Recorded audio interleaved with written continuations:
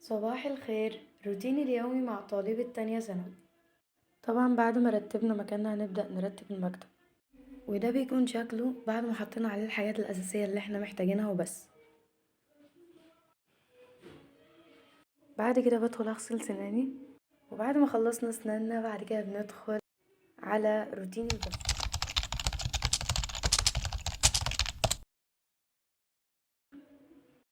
بعد ما رتبنا مكاننا وعملنا روتين البشرة وغسلنا سناننا نروح عشان نتوضى عشان نجهز للصلاة. وهنا بعد ما اتوضينا هنبدأ ان احنا نصلي. بعد ما جبنا المصلية هنفردها وهنروح نصلي. بعد ما صلينا هنقعد القعدة اللي بنقعدها مع ربنا بعد كل صلاة. طبعا احنا عارفين بعد ما نخلص صلاة بنقول استغفر الله 3 مرات، وبعد كده نقرأ آية الكرسي، وبعد كده الفلق والإخلاص والناس كل واحدة فيهم 3 مرات. وفي حاجات تانية كتيرة أنا بصراحة مش متذكراها. نبدأ نسبح ربنا، وبعد كده هنفتح القرآن على الورد اليومي اللي احنا حاطين عنده الفتلة. بسم الله الرحمن الرحيم. رضوا بأن يكونوا مع الخوالف وطبع على قلوبهم فهم لا يفقهون لكن الرسول والذين آمنوا. بس كده يا صديقي. بعد ما نخلص نروح قافلين المصحف وهنشيل سجادة الصلاة. بعدين رحنا عملنا كوباية شاي ولبن اللي احنا بنشربها عشان تفوقنا. مفيش جمال بعد كده. يلا بينا نذاكر عشان نجهز لدروسنا. نسيت، هنجهز لبس الدرس وبعد كده هنبتدي نذاكر. بعد ما جهزنا لبس الدرس هنبتدي نذاكر. وهنا قررت بصراحة أكمل محاضرة الفيزياء اللي أنا سايباها بقالها يومين. تعالى نشوف مستوى الاسئله بالنسبه لنا معانا عاوزه شكله ازاي بسم الله يقول لك ثلاثه جمل مصيره على اسم الدفع بيساوي على سيزا عارفين شغل الدفع واحده واحده ومش عارفين شغل ايه حاجه بيساوي الدفع دي وصل بسيط. هو بيقول لك بيساوي على سيزا هيبقى احسن ما كانش تساوي ازاي ده معناه ان بيتكلم عن الفرق النظري. فلو هو زاد الضعف الشغل اللي هيحصل هيزيد الضعف في طريقه اخرى لبعض الشغل اللي لازم تزود طول الفورم فكر كده مع السؤال مثلا الذي عربيه بالمنظر ماشي عربيه لما الواحد بيصحى في العربيه هي قوه بتاثر على قوه التحرك لورا ليه؟ لان التحرك بيسوق العربيه بتتفهم مستوى القوه اللي كانت ماشيه لقدام في العربيه كده مش اكتر فبيحصل مدوس بنزين يعني مدوس بنزين كان بيزود القوه بس. وبعد معاناة أخيرا خلصت محاضرة الفيزياء. هبدأ إن أنا أجيب الكتاب وأحل عليه.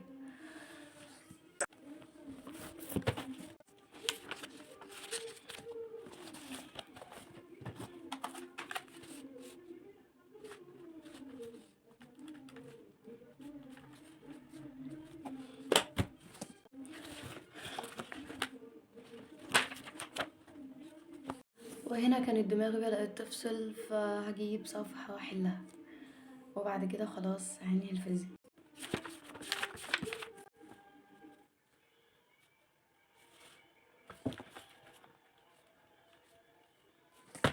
وهنا كنت خلصت حل الصفحة دي على الدرس الرخم ده وسايبة صفحة كمان. تعالوا نشوفها سوا. ناقص دي وهنسيبها اليوم تاني. خلاص شكرا، قفلنا الفيزياء. هنلم الحاجة عشان هنجهز للدرس.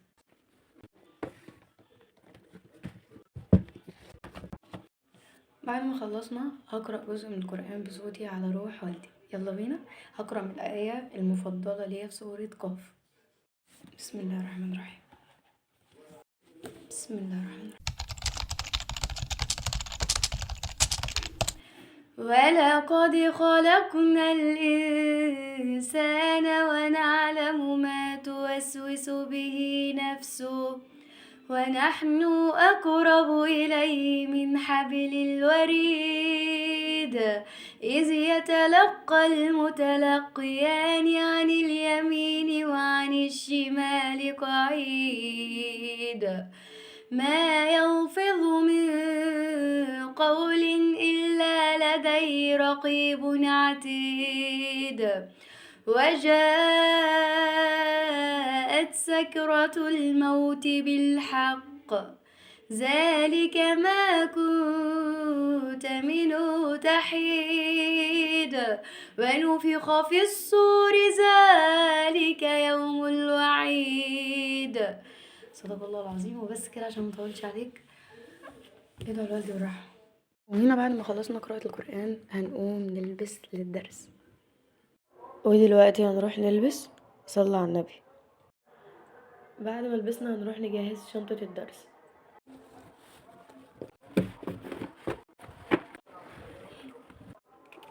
بعدين هاخد القلم اللي مبعرفش اروح درس من غيره.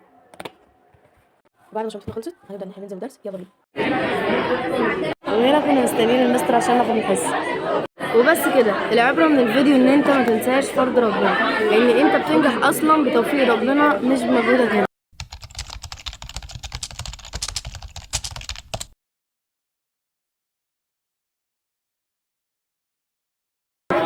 اتمنى الفيديو يكون استفدت منه بحاجه، ويا رب يكون عجبكم، والسلام عليكم ورحمه الله وبركاته.